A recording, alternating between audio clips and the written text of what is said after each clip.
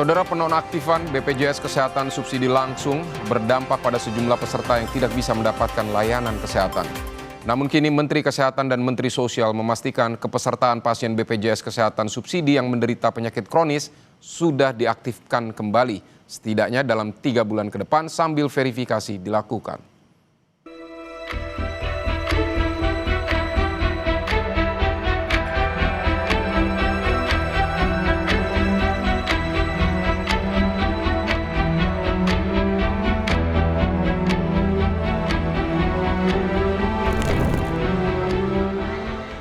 Maeni harus kembali ke rumah. Dia tidak bisa berobat lagi di Rumah Sakit Umum Daerah Indramayu karena BPJS Kesehatan miliknya dinyatakan nonaktif.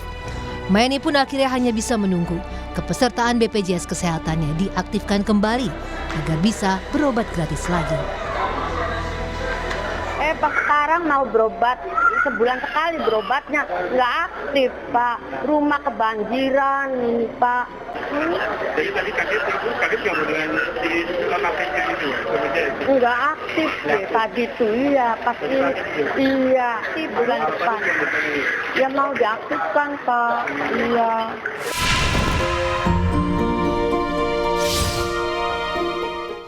Hal serupa dialami Ajat. Pedagang es keliling asal Lebak, Banten ini menderita gagal ginjal kronis. Sudah 11 tahun, Ajat harus melakukan cuci darah 2 kali seminggu. Status kepesertaan BPJS Kesehatan subsidinya dinyatakan nonaktif. Padahal kala itu ia sedang menjalani cuci darah di rumah sakit. Ke dinas sosial, istri ditolak katanya. Ini karena desilnya desil 6 gitu.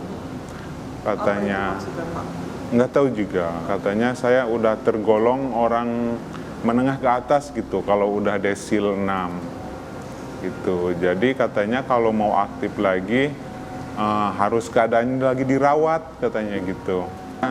Bisa BPJS yang PB itu bisa seperti biasa lagi.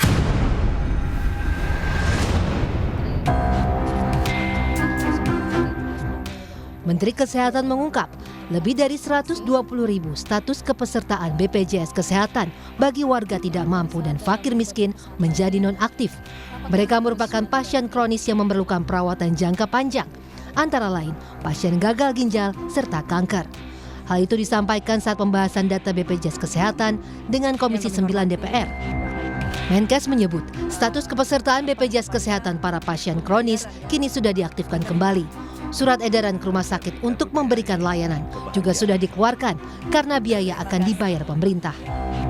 Kementerian Kesehatan dan BPJS yang datanya mudah-mudahan direkonsiliasi cepat dengan Kemensos ya Pak Ali Gufron ya. Ada 120.000 hasil catatan saya dengan BPJS, orang-orang yang mengalami penyakit katastrofik yang berubah desil PBI-nya sehingga keluar dari status PBI. Salah satunya sekitar 20 ribuan ini adalah pasien cuci darah. Tapi ada juga puluhan ribu yang pasien stroke dan jantung. Ini kan yang setiap hari harus minum obat, kemudian ada treatment-treatment yang tidak boleh berhenti. Ada juga puluhan ribu pasien kanker.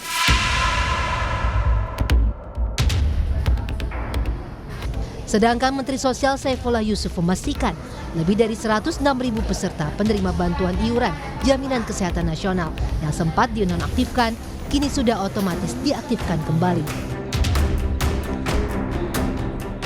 Reaktivasi difokuskan terhadap mereka yang mengidap penyakit kronis yang membutuhkan pengobatan.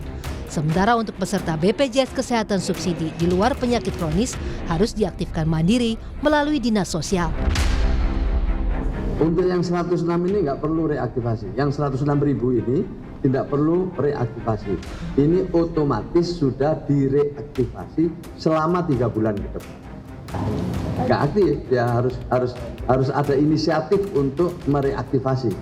Tapi kalau yang 106.000 ini otomatis karena tadi dia memiliki penyakit katastrofik. Pengaktifan kembali kepesertaan BPJS Kesehatan untuk warga tidak mampu dan fakir miskin tersebut bersifat sementara selama 3 bulan ke depan sambil menunggu hasil verifikasi lapangan. Koordinator Advokasi BPJS Watch, Timbul Siregar menyebut, surat Menteri Kesehatan dan Menteri Sosial yang menjelaskan soal reaktivasi BPJS Kesehatan subsidi bagi pasien penyakit kronis serta larangan bagi RS untuk menolak pasien sudah dikeluarkan. Namun faktanya, belum semua pasien BPJS Kesehatan subsidi yang dinyatakan berhak mendapat pelayanan kesehatan bisa menggunakan fasilitas tersebut. Kemarin itu kan muncul 2 surat. Surat dari Menkes dan surat dari Mensos. Kalau Mensos itu jelas berapa jumlah angkanya.